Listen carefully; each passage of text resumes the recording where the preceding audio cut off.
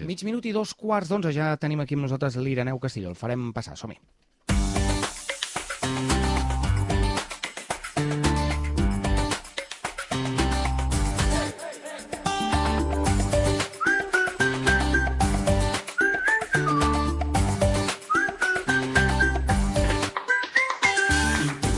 Com cada 15 dies ens acompanya avui al programa l'Ireneu Castillo, escriptor i historiador, per parlar de diversos temes relacionats amb la nostra comarca. Què tal, Ireneu? Bon dia. Molt bon dia, Oriol, què tal? Com anem? Molt bé, doncs justament un dels elements tradicionals, característics, vaja, de la nostra comarca és el riu, Sí. que justament també dona nom a... No, és que de fet és que el riu és la columna vertebral... Columna vertebral. La columna vertebral del Baix Llobregat, o sigui, és que si no seria el Baix. Bueno, ja li diem el Baix, ja ho Sí. donem per fet al Llobregat, però és que diguem que és la columna del Per tant, element imprescindible total, per entendre... total, central, o sigui, és que sense això no tindríem comarca. Efectivament. Parlàvem justament fa 15 dies, si ens vau escoltar, del canal de la Infanta, i avui, Sí, senyor. a partir del riu, volem parlar també sobretot del delta del Llobregat. Tu esmentaves, per això, seguim a vegades a la columna vertebral d'aquesta secció, que són les mil i una curiositats del Baix Llobregat i l'Hospitalet, i li dediques un capítol, o una part Sí, no, important, clar. al riu i al delta. No, home, clar, o sigui, a veure, és que hem de comptar que el riu, és el que t'estic dient, o sigui, el riu és la columna vertebral de la comarca. Llavors, o sigui, si no el tractes, ja m'explicaràs tu, ja, o sigui, apaga i vámonos, no? Que diu que... El Baix Llobregat, diu l'Ireneu, ha estat terra de pagesos i d'indústria, en Sí. parlàvem també fa 15 dies, de regadiu i de secà, terra d'acollida i de frontera, d'infraestructures mastodòntiques, Sí, però també de paradisos naturals, Sí, de senyor. terra baixa i de muntanya, una terra de contrastos i incongruències, moltes vegades considerada el pati del darrere de Barcelona, sempre. que justament es va fer un Sí, documental va fer un documental, sí senyor. parlant de la nostra comarca amb aquest títol, Eh. el pati del darrere. Bé, però en aquest cas ens centrem a partir de l'entorn geogràfic a parlar del delta. Què podríem dir a nivell general Què podríem del dir delta del del Llobregat? delta? Perquè ens n'anem sempre als aiguamolls Sí. de l'Empordà a altres llocs, i en canvi aquí... Sí, ojo que és fort, eh? O sigui, jo me'n recordo que quan estàvem estudiant a geologia, Sí, que és una de les tantes, de les tantes diguem que assignatures que vaig fer en el seu moment, doncs un dels temes que es tractaven doncs, era el delta. I llavors ens deien, sí, bueno, mira, el delta tal, el delta qual, vale. Ja, jo soc d'Hospitalet i llavors sempre ho he tingut molt clar doncs, que des d'allà fins al mar, doncs allò era el delta. Però jo m'havia trobat amb companys que deien, hosti, he arribat fins a la desembocadura del riu i no he vist el delta. Dius, què? Dius, pues sí, pues resulta que o sigui, la desconeixença també del terreny que estàs trepitjant doncs, arribava fins i tot a la universitat. O sigui, la gent no sabia què era el delta, o sigui, buscaven, no sé, alguna història rara i tal. Pues hem de saber que justament des d'aquí, des de Molins, o bueno, pràcticament des de Martorell fins a la desembocadura, forma part del delta del Llobregat. Més, si vols acurar molt, el delta del Llobregat començaria al pont de Sant Boi, si vols una cosa així, perquè ja hi ha la primera, diguem que, volta del riu, un meandre, Sí, meandre sí. que ojo, que tu segur que hauràs sentit també que el Camp de l'Espanyol doncs, té la meitat el té al Prat Sí, i la senyor. meitat el té a Cornellà. Pues resulta que és que per aquella banda passava un meandre del riu que entre el 76 i el 79 doncs es va treure i llavors va quedar un meandre tallat, que es deia la Marrada, el meandre de la Marrada, que llavors després el van tapar i va ser, clar, com allò, el riu era el punt de frontera entre el Prat i Cornellà, doncs en aquell moment doncs, van agafar el que és el tros del riu, el van tapar i llavors anys després doncs, va ser que van aixecar el... Però clar, no van moure diguem que el límit fronterer i allà continua. Però bueno, això és una de les curiositats que podeu saber. Però bueno, a partir d'aquí doncs, hem de comptar que també el delta és una cosa molt nova, o sigui, no hem tingut això des de sempre, o sigui, això diguem que els romans tenien, per ells el delta començava, com ho diria, doncs sí, una mica més enllà de Sant Boi. A partir d'allà, fins al Garraf o fins a Montjuïc, tot allò era una abadia. Era una abadia que hi havia, que de fet utilitzaven els romans doncs, per aparcar les seves barques i portar les coses fins a Barcelona, més que aparcar, diguem que davant mateix de Barcelona. Llavors, clar, això, diguem que amb la desforestació, l'augment de la població durant l'edat mitjana, doncs va començar a baixar molt de sediment, les rieres i el mateix riu Llobregat va començar a arramblar molt de sediment i va començar a anar avançant. De tal forma doncs, que va arribar, doncs, que tot l'espai que quedava, dic, entre el Montjuïc i el Garraf, doncs es va tapar, o sigui, es va cobrir tot de sorra, i llavors és quan dius que tens el delta. Llavors, clar, dius, aquí te trobes tot, no?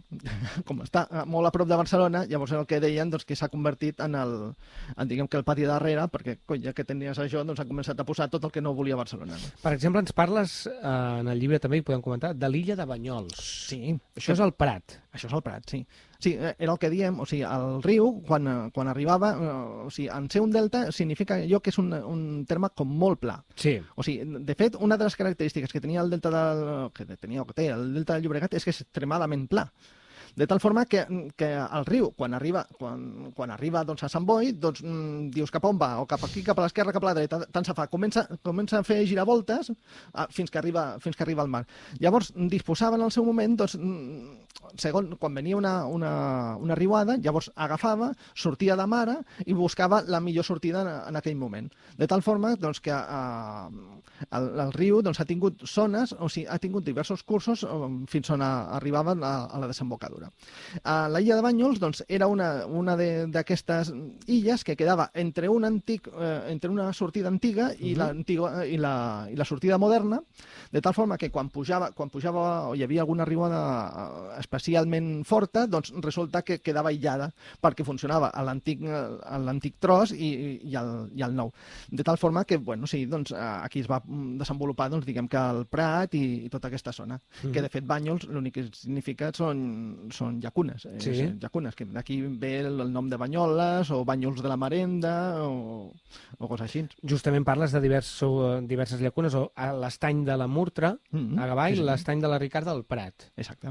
Clar, tota la zona aquesta, a veure, normalment totes les zones aquestes lagunars, clar, és que ara pràcticament et queden 4 trossos perquè el que no s'han portat a l'aeroport s'han portat al port, i si no, doncs les urbanitzacions aquelles, però hem de comptar que seria com si us heu mogut una mica, el paisatge en el seu moment era com si tinguessis ara els aiguamolls de l'Empordà.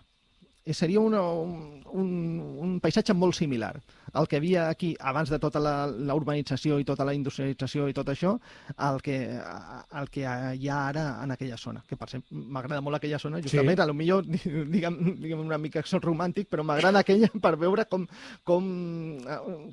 seria la zona on visc normalment més enllà dels edificis doncs, de Bellvitge i tota aquella zona, no? Però bueno, doncs és això. Doncs resulta que les zones aquestes, totes les zones on estan les llacunes, signifiquen que abans eren antigues sortides del riu. De tal forma que, no totes, però gairebé totes les llacunes que veus tu, diguem que s'han guardat fins ara, doncs eren antigues sortides del riu. I, bueno, doncs fins fa 4 dies doncs, han tingut doncs, una quantitat d'usos, sobretot agrícoles, lúdics i tot això, que tremendo. O sigui, una potencialitat natural que hem anat perdent i que convindria que no perdéssim més del que ja tenim perduda. Tot això en el marc del parc agrari, que també és un valor important que tenim. No, clar, és que el problema que tenim aquí amb el parc agrari és que estem al costat de Barcelona. Sí. Barcelona el que ha fet és anat expandint-se a costa de tots els pobles. O sigui, diguem que fins a cert punt el delta ha mort d'èxit. O sigui, com es va aconseguir arrel del Canal de la Infanta i també del Canal de la Dreta, que el 1857, penso que va ser, el van inaugurar, doncs va aconseguir posar tot el delta, diguem que en conreu, de tal forma que allò es va convertir a final del segle XIX, a principis del XX, durant la Primera Guerra Mundial, aquí es coneixia això com la Horta d'Europa. O sigui, tot el delta era el conegut com la Horta d'Europa. Allò va implicar doncs, molta vinguda de mà d'obra, va significar que tots els pobles de la zona comencessin a créixer.